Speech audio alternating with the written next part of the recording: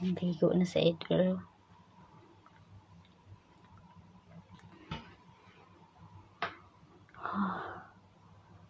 Julian, anong nangyari dito?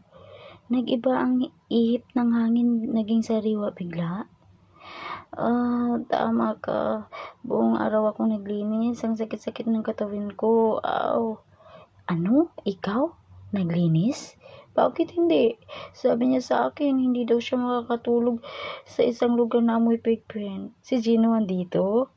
Nagawa ko siyang suhulan. Ay, ang galing mo. Basta gawin mo lang lahat ng pinapagawa niya sa iyo para makahingi ka sa kanya ng pabor. Ikaw ha, yan lang ang dahilan mo kaya gusto mo bumalik dito si Gino. Ano ka pa? Alam mo naman, di ba? Mahirap makahanap ng mukhang model. Oh, ang balikat mo. Masakit pa? Akin na, mamasahin ko ang namamaga mong balikat. Teka, bakit ka nga nandito? Naalala ko na bigla. Ha? Oh, address ni Anjo. Teka, paano mo ito nakuha? Anong silbi ng asawa kong detective kung simpleng bagay lang hindi ko kaya magawa? Wow, salamat din sabihin mo sa asawa mo. Mahal mo nga ako, maasahan talaga kita. Iba ka. Tumalikod ka na. Masahin na kita.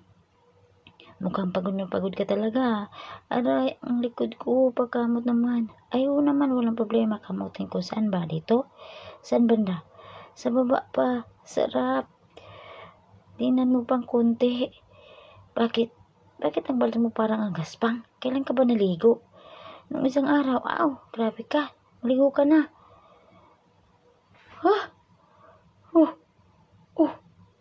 Lumabas ka nga rito. I'm sorry. Pero, hindi ko suot ang contact lens ko. O di kaya ang salamin ko. Ibig sabihin, wala akong nakikita masyado. Kaya wala kang dapat alalahanin.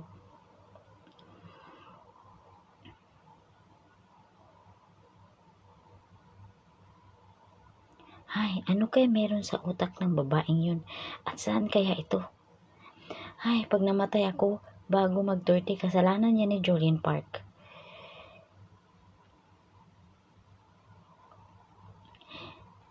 Nakita mo? Wala akong contact lens nung pumasok sa banyo. Pero nakita ko ang lahat. Kumusta? Ayun, hindi naman masama. Tama lang. Ang sarap naman niya. Hindi masama. Hindi masama? Ano ka ba? Bongga ba? Ang pilya mo talaga. Bakit gusto mong malaman? Ano ba? Sabihin mo na. May ganito kalaki? Ganito kalaki? Ay, ganito yata. Kaliit. Maliit? Ganyan kaliit?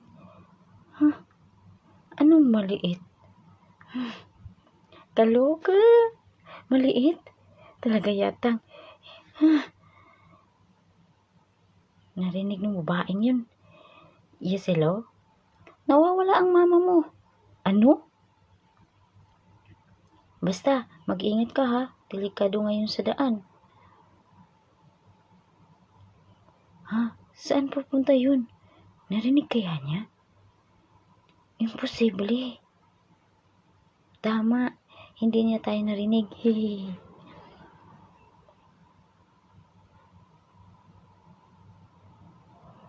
Yan. Punta niya yung mama na hahanapin niya. Tapos, yan yung nila. Meeting place ng family niya.